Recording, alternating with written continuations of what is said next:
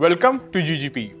हमेशा से कहा जाता है कि इंसान जमीन, पैसे और पावर के लिए लड़ता है, लेकिन एक्सपर्ट्स का मानना है कि अगर थर्ड वर्ल्ड वॉर हुई तो उसकी सबसे बड़ी वजह जमीन नहीं बल्कि ब्लू गोल्ड यानी पानी होगा। क्लाइमेट चेंज, बढ़ती हुई पॉपुलेशन और दुनिया भर में ड्राई होते हुए फ्रेश वाटर रिसोर्सेज ने एक नया जियोपॉलिटिकल क्राइसिस पैदा कर दिया है जिसे हम हाइड्रोपॉलिटिक्स कहते हैं।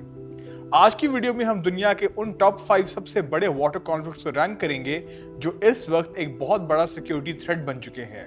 हम नंबर 5 से शुरू करेंगे और नंबर 1 पर उस डिस्प्यूट की बात करेंगे जो दो न्यूक्लियर पावर्स के दरमियान है और जो किसी भी वक्त एक कैटास्ट्रॉफिक सिचुएशन पैदा कर सकती है।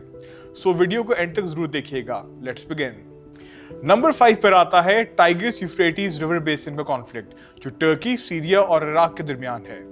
ये दोनों दुनिया के सबसे पुराने और तारीखी दरिया हैं, लेकिन आज इनका पानी एक जियोपॉलिटिकल वेपन बन चुका है। मसला तब शुरू हुआ जब टर्की ने अपना साउथ ईस्टर्न एनाटोलिया प्रोजेक्ट शुरू किया, जिसे शॉर्ट में गैप कहते हैं। इस प्रोजेक्ट के तहत टर्की ने अपस्ट्रीम एरिया में 22 डैम्स और बहुत से हाइड्रो इलेक्ट्रिक पावर प्लांट्स बनाए हैं, जिनमें सबसे फेमस आइलीसू डैम है। अब इसका नुकसान किसको हो रहा है? डाउनस्ट्रीम कंट्रीज यानी सीरिया और इराक को। टर्की जब भी अपने रिजर्वॉयर्स को फिल करने के लिए पानी रोकता है तो इराक और सीरिया में एग्रीकल्चर तबाह होने लगती है। इराक का एक बहुत बड़ा हिस्सा इन्हीं दरियाओं पर डिपेंड करता है। वहां के फार्मर्स को सीवियर ड्राउट्स का सामना है और रिवर्स का वाटर लेवल इतना ड्रॉप हो चुका है कि कुछ जगहों पर दरिया बिल्कुल खुश्क लगते हैं। सीरिया और इराक का कहना है कि टर्की इंटरनेशनल लॉज की वायलेशन कर रहा है और उनका जायज हिस्सा मार रहा है। दूसरी तरफ टर्की का स्टांस है कि पानी उनकी टेरिटरी से निकलता है, इसीलिए इस पर पहला हक उनका है। इस रीजन में पहले ही इंस्टेबिलिटी है और पानी की ये कमी आने वाले वक्त में एक नए सिविल वॉर यानी रीजनल कॉन्फ्लिक्ट को जन्म दे सकती है। मूविंग ऑन टू नंबर 4, ये है द मेकॉन्ग रिवर बेसिन। ये दरिया साउथ ईस्ट एशिया की लाइफलाइन है। इस पर तकरीबन 60 मिलियन से ज्यादा लोगों की फूड सिक्योरिटी और लाइवलीहुड डिपेंड करता है। लेकिन इस दरिया का ओरिजिन चाइना में होता है, जहां इसे लैनकैंग रिवर कहा जाता है। चाइना ने अपर मेकॉन्ग पर 11 से ज्यादा मेगा डैम्स कंस्ट्रक्ट कर दिए हैं। इन डैम्स की वजह से चाइना के पास पूरे दरिया के फ्लो को कंट्रोल करने की एब्सोल्यूट पावर आ गई है।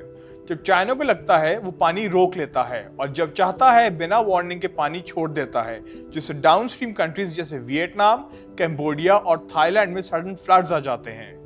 यहाँ सबसे बड़ा इशू इंस्टीट्यूशनल एसिमेट्री का है। डाउनस्ट्रीम कंट्रीज ने मिलकर मेकॉन्ग रिवर कमीशन बनाई हुई है ताकि पानी को मैनेज किया जा सके, लेकिन चाइना इस कमीशन का फुल मेंबर नहीं है। वो आउटसाइड द फ्रेमवर्क ऑपरेट करता है और वाटर डेटा शेयर नहीं करता। डाउनस्ट्रीम नेशंस, खासतौन वियतनाम जो एग्रीकल्चर और फिशिंग पर बहुत डिपेंड करते हैं, इनके लिए ये एक एग्जिस्टेंशियल थ्रेट बन चुका है। चाइना इस अपस्ट्रीम कंट्रोल को एक जियोपॉलिटिकल टूल के तौर पर यूज करता है ताकि इन साउथ ईस्ट एशियन कंट्रीज पर अपना पॉलिटिकल इन्फ्लुएंस मेंटेन कर सके। नंबर 3 पर आता है एक ऐसा कॉन्फ्लिक्ट जो दो न्यूक्लियर आर्म जायंट्स के दरमियान है, चाइना और इंडिया। हम बात कर रहे हैं ब्रह्मपुत्रा रिवर की। ये दरिया तिब्बत से यारलंग सांगपो के नाम से निकलता है, फिर इंडिया के नॉर्थ ईस्ट रीजन से होता हुआ बांग्लादेश जाता है। ब्रह्मपुत्रा में जो पानी आता है वो इंडिया के वाटर रिसोर्सेज का एक बहुत बड़ा हिस्सा है, लेकिन चाइना ने तिब्बतन प्लेटो पर इस दरिया पर कई हाइड्रो इलेक्ट्रिक डैम्स बनाना शुरू कर दिए हैं, जिनमें ज़ांगमू डैम भी शामिल है। इंडिया को सबसे बड़ा डर ये है कि चाइना इन डैम्स के जरिए दरिया के फ्लो को डाइवर्ट कर सकता है या फिर वॉर की सूरत में पानी को वेपनाइज कर सकता है। अगर चाइना ने पीक सीजन में वाटर रिलीज कर दिया तो पूरे नॉर्थ ईस्ट इंडिया और बांग्लादेश में तबाही मच सकती है, और अगर ड्राई सीजन में पानी रोक लिया तो वहां ड्राउट आ जाएगा। इस कॉन्फ्लिक्ट को जो चीज सबसे ज्यादा डेंजरस बनाती है वो ये है कि चाइना और इंडिया के दरमियान कोई फॉर्मल बाइंडिंग वाटर ट्रीटी नहीं है। दोनों मुल्कों के दरमियान बॉर्डर डिस्प्यूट्स पहले ही चल रहे हैं और ऐसी सिचुएशन में पानी पर ट्रांसपेरेंसी ना होना मिसअंडरस्टैंडिंग को बहुत बढ़ा देता है, जो किसी भी वक्त एक बड़े मिलिट्री एस्केलेशन का बायस बन सकती है। नंबर 2 पर है दुनिया का सबसे ज्यादा डिस्कस्ड और high stakes water conflict, the Nile river dispute, जो मेनली इजिप्ट, इथियोपिया और सूडान के दरमियान चल रहा है। इजिप्ट के बारे में कहा जाता है कि Egypt is the gift of the Nile. Egypt अपनी 95% से ज्यादा फ्रेश वाटर जरूरियात के लिए सिर्फ और सिर्फ नाइल रिवर पर डिपेंड करता है, लेकिन कहानी में ट्विस्ट तब आता है जब इथियोपिया ने ब्लू नाइल पर ग्रैंड इथियोपियन रेनेसांस डैम यानी गर्ड बनाना शुरू कर दिया। ये अफ्रीका का सबसे बड़ा हाइड्रो इलेक्ट्रिक प्रोजेक्ट है।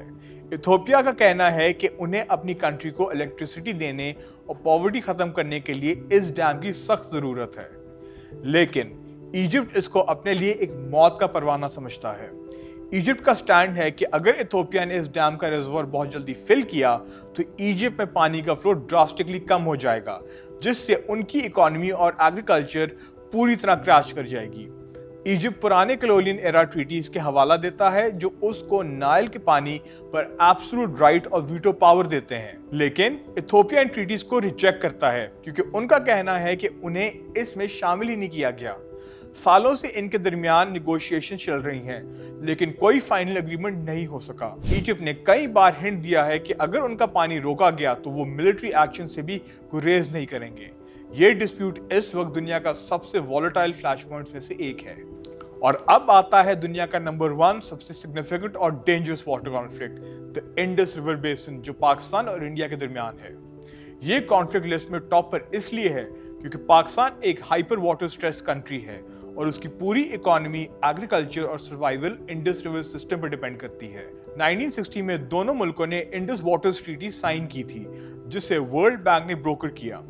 इस ट्रीटी के तहत 3 वेस्टर्न रिवर्स यानी कि इंडस, झेलम और चिनाब पाकिस्तान को दिए गए और 3 ईस्टर्न रिवर्स यानी कि रावी, ब्यास और सतलज इंडिया को दिए गए। इस ट्रीटी ने कई वॉर्स के बावजूद काम किया, लेकिन अब ये ट्रीटी एक सवे क्राइसिस से गुजर रही है। इंडिया ने वेस्टर्न रिवर्स पर कई हाइड्रो इलेक्ट्रिक प्रोजेक्ट्स और डैम्स बनाए हैं, जैसे कृष्ण गंगा और रतल प्रोजेक्ट्स। पाकिस्तान का ऑब्जेक्शन है कि इन प्रोजेक्ट्स का डिजाइन ट्रीटी की वायलेशंस करता है और ये इंडिया को पानी स्टोर करने या फ्लो को कंट्रोल करने के लिए कैपेसिटी देता है। अब सिचुएशन ये हो चुकी है कि इंडिया ने इस ट्रीटी को फॉर्मल नोटिस भेजकर डिमांड किया है कि इस ट्रीटी को कंप्लीटली रीनेगोशिएट किया जाए। इंडिया का स्टांस बदल रहा है। दिल्ली में ये डिबेट्स आम हैं कि पाकिस्तान के खिलाफ पानी को as a strategic leverage use किया जाए, क्योंकि दोनों कंट्रीज न्यूक्लियर पावर्स हैं और जम्मू एंड कश्मीर का डिस्प्यूट पहले ही मौजूद है। इंडस वाटर्स ट्रीटी का फ्रैक्चर होना दुनिया का सबसे डेंजरस थ्रेट बन जाता है। अगर पानी का मुद्दा हाथ से निकल गया तो ये पूरे साउथ एशिया को एक ऐसी जंग में धकेल सकता है जहां से कोई वापसी नहीं। तो ये दुनिया के टॉप 5 सबसे बड़े वाटर कॉन्फ्लिक्ट्स थे।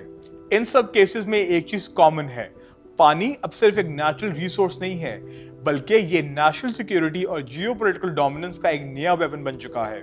अगर इंटरनेशनल कम्युनिटी ने हाइड्रो डिप्लोमेसी पर ध्यान नहीं दिया तो आने वाले कल में पानी की हर एक बूंद के लिए खून बहेगा। Until next time, stay curious.